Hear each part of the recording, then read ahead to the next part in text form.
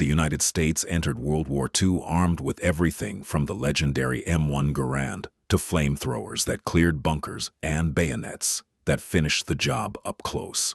The arsenal was massive, diverse, and built for total war. Some weapons changed infantry combat forever. Others were stopgaps that did the job anyway. This is every weapon used by America in World War II. Starting off with rifles and carbines, M1 Garand. General Patton called it the greatest battle implement ever devised, and he wasn't exaggerating. This semi-automatic rifle fired a full-power .30-06 cartridge and gave American infantry a massive firepower advantage over enemies' still working bolt actions. The 8-round en-bloc clip allowed soldiers to fire as fast as they could pull the trigger. The problem is the clip ejected with a loud ping that enemy troops learned to listen for. It works. It dominated. M1 carbine, designed for support troops who needed more than a pistol but less bulk than a full battle rifle. The M1 carbine fired a lighter .30 caliber cartridge and weighed just 5.5 pounds. It was handy, fast handling, and ended up being produced in greater numbers than the Garand itself. The round lacked stopping power at range, especially in the Pacific, still used anyway because it was light and you could carry more ammo. M1 Akbin paratrooper carbine. This version featured a folding wire stock so paratroopers could jump with the weapon strapped to their chest. It allowed airborne troops to hit the ground armed and ready. The stock wasn't as stable as a fixed one, affecting accuracy. It does the job for close quarters. M1903A3 Springfield, a holdover from World War I. This bolt-action rifle was still widely used in the early stages of the war and remained in service throughout. It was slower than the Garand but accurate and reliable. Later it served primarily as a grenade-launching platform and in training roles, outclassed by semi-autos but stayed in the fight. M1903A4 Springfield Sniper. By modifying the standard Springfield with a scope and removing the iron sights, the U.S. created its primary sniper system. It brought precision fire to chaotic battlefields in Europe and the Pacific. The bolt action was actually an advantage for snipers who needed controlled, deliberate shots. Legitimately capable at long range, M1917 Enfield, often the forgotten hero of American rifles. This sturdy bolt action was carried by more soldiers in World War I than the Springfield. In World War II, it was dusted off for training, rear echelon guards, and heavily supplied to allies through Lend-Lease. Reliable and available in huge numbers, it works when you need rifles fast. M1941 Johnson Rifle, the quirky rival to the Garand. It featured a unique rotary magazine that allowed topping off with stripper clips while the bolt was closed. It saw limited but enthusiastic use by the Marine Corps early in the Pacific Campaign. The recoil-operated action was different from the Garand's gas system, never standardized but respected by those who used it. Moving on to submachine guns. Thompson M1A1, the simplified wartime workhorse. To speed up production, the fancy cooling fins and top cocking handle were removed. Firing the heavy 45 ACP round, it was devastating in close quarters and became iconic in the hands of NCOs and officers. The problem is, it was heavy to carry and expensive to manufacture even in simplified form. Dangerous up close. Thompson M1928A1, the classic Tommy gun with the top-mounted charging handle and the famous Cuts compensator. This was the expensive, beautifully machined submachine gun the U.S. started the war with before cost-cutting measures took over. Gangster reputation made it famous, but it was a serious infantry weapon. Museum piece aesthetics, combat effectiveness, M3 grease gun, ugly, cheap, and made of stamped steel. It looked like a mechanic's tool, hence the nickname. It fired slower than the Thompson at around 450 rounds per minute, making it more controllable. Cost a fraction of the price to manufacture and worked reliably in harsh conditions. It works, and it's cheap. M50 Riesing, a stopgap submachine gun. Used by the Marines early in the Pacific, while accurate when clean, it was notoriously unreliable in the sandy and muddy conditions of island warfare. Troops often had to manually force the action closed. It was phased out as Thompson's and grease guns became available, dangerous when it jammed in combat. Continuing with pistols and revolvers, M1911A1, the legendary sidearm. This semi-automatic pistol fired a heavy .45 caliber slug with immense stopping power, rugged, reliable, and proven in combat since 1911. It remained the standard U.S. service pistol for over 70 years. Officers, tankers, and support troops carried it. It works and keeps working. S&W Victory Model. A standard .38 special revolver produced in massive numbers for the war effort. While not as powerful as the 1911, it was vital for arming air crews, Navy personnel, and security guards at home. Simple, reliable, and effective enough for rear echelon roles. It does the job. Colt M1917 revolver, a big frame revolver brought back from the Great War. It fired the same rimless .45 ammunition as the 1911 by using half-moon clips. This offered a heavy-hitting backup option when semi-autos weren't available. Slower to reload than the 1911, but just as powerful. High-standard HDM silenced, a whisper-quiet weapon for the OSS. This .22 caliber pistol featured an integral suppressor designed for covert operations. It was famously demonstrated in the Oval Office where it was fired into a sandbag without President Roosevelt even noticing. Specialized and effective for silent elimination. FP-45 Liberator, a psychological weapon more than a combat one. This crude single-shot pistol cost roughly $2 to make. Millions were dropped behind enemy lines to arm resistance fighters just enough to steal a better weapon from a German guard. Cheap, disposable, and meant to inspire insurgency. It works for what it was designed for. Moving on to machine guns. M1918 A2 bar. The Browning automatic rifle was the cornerstone of the infantry squad's firepower. Firing full-power rifle rounds, it bridged the gap between a rifle and a machine gun. The 20-round magazine limited sustained fire, but it was mobile and devastatingly effective. The problem is, it was heavy at nearly 20 pounds and chewed through ammo fast, dangerous in the hands of a good gunner. M1919 A4 Browning. The standard air-cooled medium machine gun. Mounted on a tripod, it provided reliable base of fire support for infantry units. It was lighter than water-cooled guns but still required a team to operate effectively. Continuous fire would overheat the barrel, but it was more portable than the water-cooled version. It works for sustained defensive fire. M1917 A1 water-cooled. The heavyweight champion of sustained fire. Thanks to the water jacket cooling the barrel, this machine gun could fire for hours without overheating. Perfect for defensive positions where you needed to lay down fire indefinitely. The problem is it weighed over 100 pounds with water and tripod. It works when you're dug in.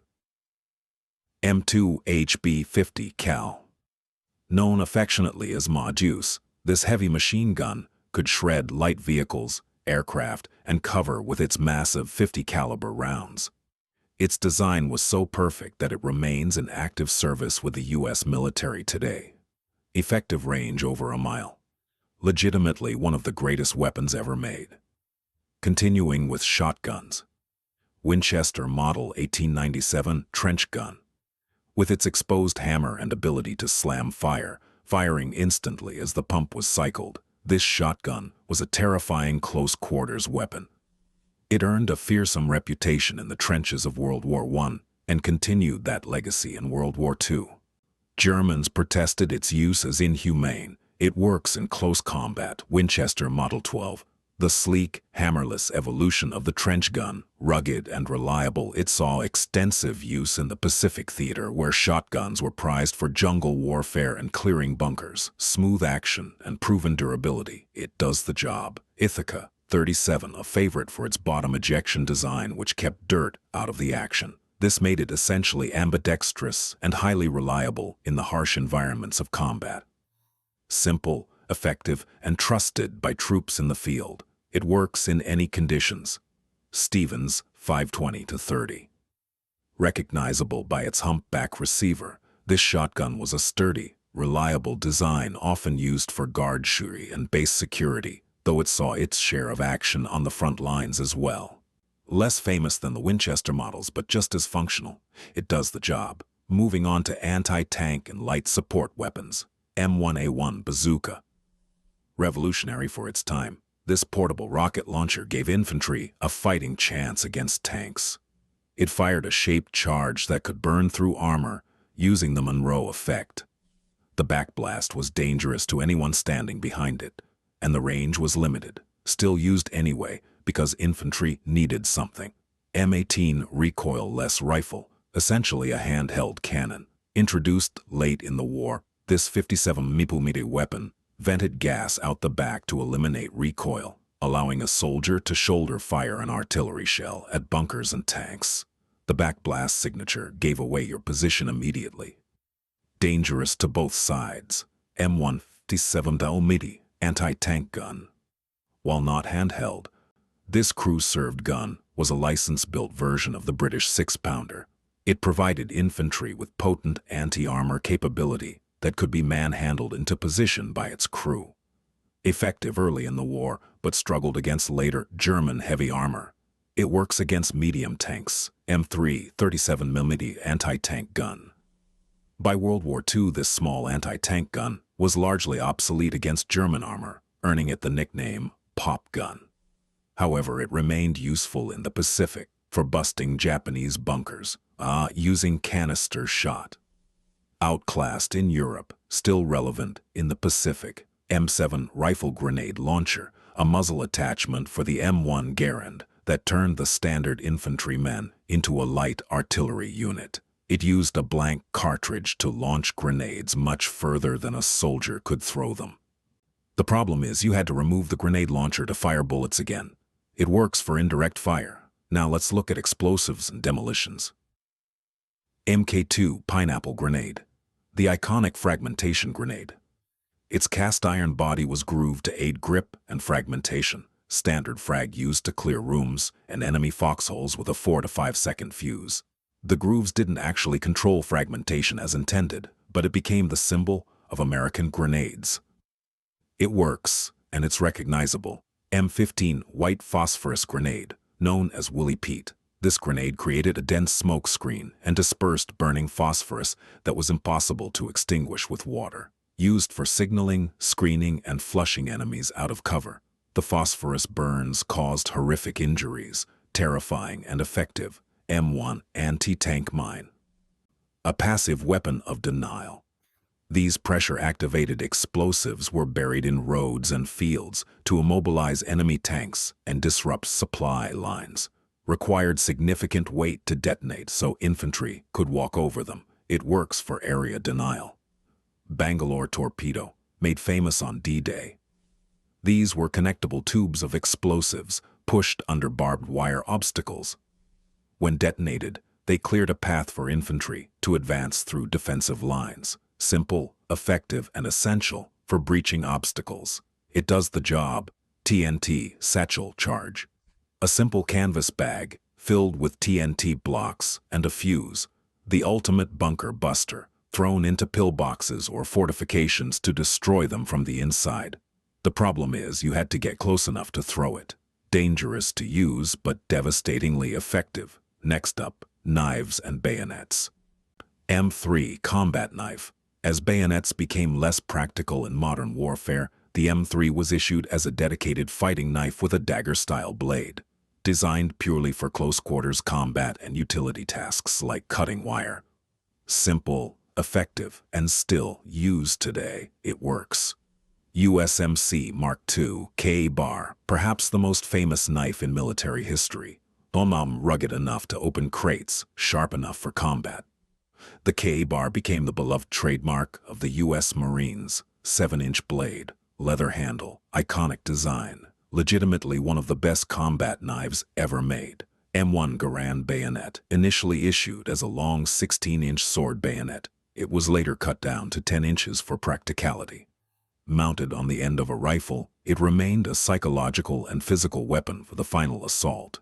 The problem is, bayonet charges were rare in World War II. Still issued anyway, M19 was 17 Enfield bayonet. A long sword-like bayonet originally for the Enfield rifle, Interestingly, it was widely used in World War II because it fit perfectly onto Winchester trench shotguns. 17-inch blade made it intimidating. It works on multiple weapon systems. M1918 Mark I trench knife, a brutal relic of the First World War featuring a brass knuckle handle and a skull crusher pommel. It was issued to paratroopers and rangers for silent elimination and close combat. Designed purely for killing. Terrifying up close. Finally, we have mortars and flamethrowers. M2 60mm mortar, the pocket artillery for the infantry company. Small and portable, it allowed units to drop explosive shells onto enemies hiding behind ridges or inside trenches. Two-man crew could set up and fire quickly. The problem is limited range compared to larger mortars. It works for company-level fire support. M1 81mm mortar, the big brother to the 60mm. It had significantly more range and explosive power, capable of breaking up enemy attacks before they even reached American lines. Required a larger crew and more ammunition but delivered devastating indirect fire. Legitimately effective. M2 flamethrower, the most feared weapon in the Pacific. Strapped to a soldier's back, it spewed liquid fire into caves and bunkers, forcing entrenched Japanese troops to surrender or face a horrific death. The fuel tanks made the operator a high-priority target. The problem is, limited fuel meant short bursts and vulnerability. It's still used anyway, because nothing else could clear fortified positions as effectively. Which weapon is your favorite? Let me know in the comments. Subscribe for the next video.